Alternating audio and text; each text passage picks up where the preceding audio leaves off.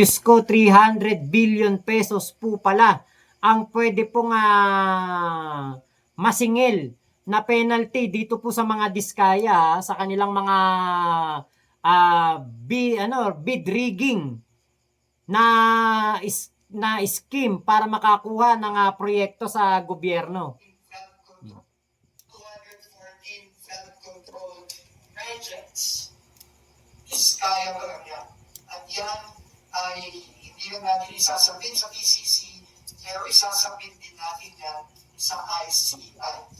Ulit naman, ang mandato ayon sa executive order ng ating Pangulo ay past 10 years. 1,214 flood control projects. Kaya pa lang yan. At yan ay hindi na natin isasabit sa PCC. Kita nyo po Diyan pa lang po yan sa sa mga diskaya. Sa mga diskaya pa lang po, 300 billion worth of possible penalty against diskaya.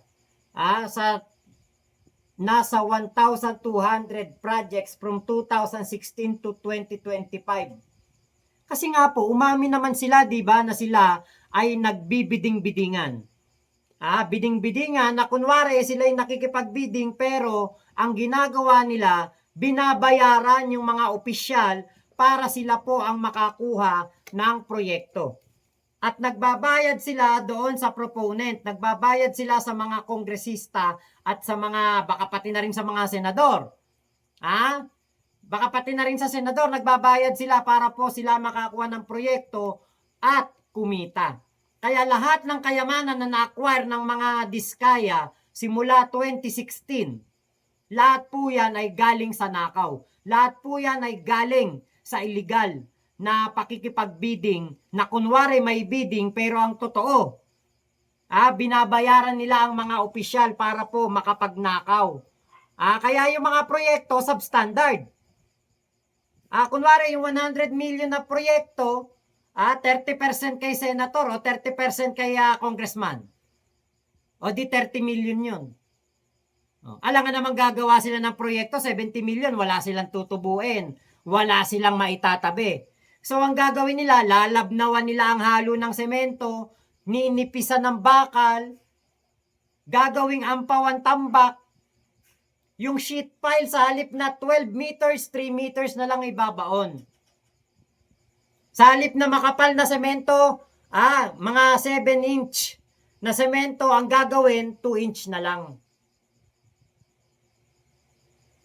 Kaya nakakatakot po ang mga project diyan sa Bulacan.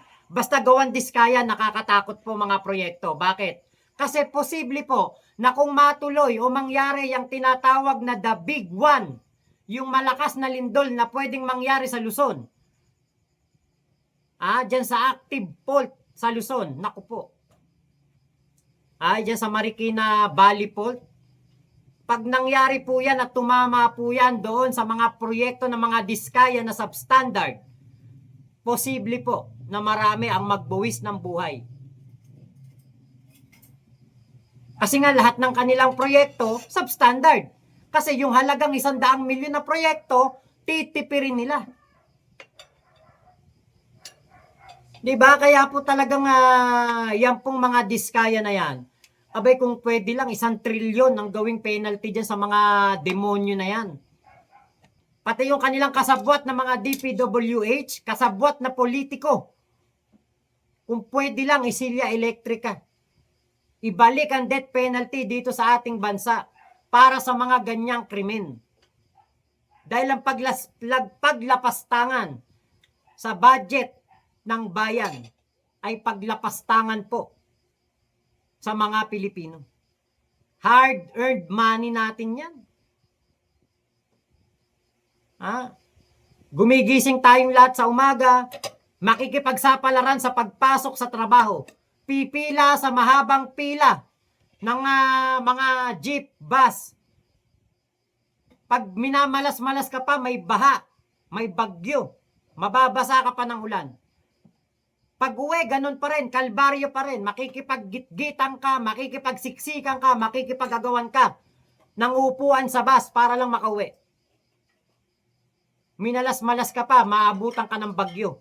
Ang baha hanggang leeg sa lugar ninyo. Pasma pa ang aabutin mo.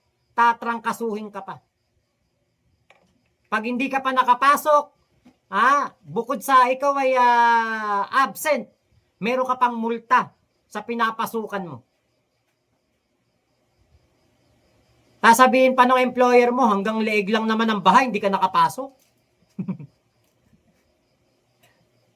Diba? Tapos itong mga lintik na diskaya na to, naliligo sa kayamanan. Napakaraming sasakyan. Aapat lang naman yata sila o lilima lang naman sila sa kanilang pamilya. Pero ang sasakyan, nasa kulang 100. Diba? Buti na lang talaga na-interview yan ni Julius Babaw sa ni Corina Sanchez, diba? Kasi nakita natin ang kanilang magarbong pamumuhay. Yung interview na yon, that interview is meant for that 2025 election to flaunt their riches, para isipin ng mga taga-Pasig, ay, ang daming pera nito mga to, eto magandang mayor. Hindi na to mangungurakot kasi marami ng kayamanan to. Pero ang totoo pala, lahat ng kanilang kayamanan galing sa nakaw, galing sa kulimbat, galing sa bid rigging. Diba? Kaya nga po ako, hindi ako sang-ayon dyan, ipasok sa Witness Protection Program yan. O sige, ipasok sila sa Witness Protection Program. Pero lahat ng ari-arian nila, lahat ng kayamanan nila, lahat ng bahay, lahat ng sasakyan, ibalik sa gobyerno. Lahat ng sasakyan, ipa-bidding. Lahat ng building, ibenta. Bawiin ng gobyerno, isequester ng gobyerno. Diba?